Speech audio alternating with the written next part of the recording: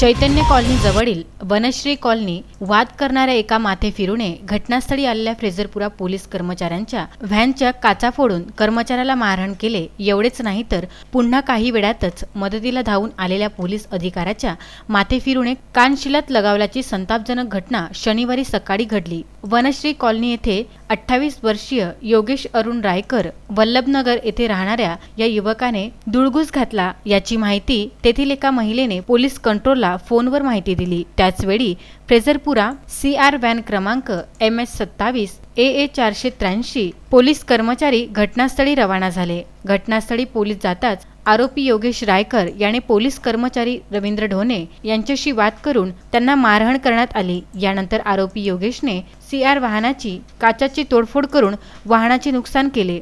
याच दरम्यान पोलीस कर्मचारी रवींद्र ढोणे यांनी फ्रेझरपुरा पोलिसांना माहिती दिली।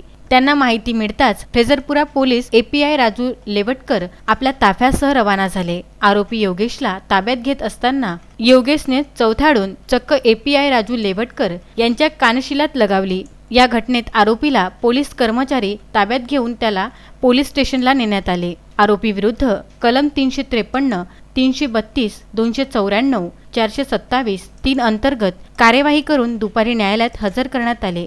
न्यायालयाने आरोपीची कारागृहात खासगी करण्याचे आदेश देण्यात आले। या घटनेने शहरात चर्चेला चांगलेच उधाण आले आहे। Vidarbha news bureau, Amravati.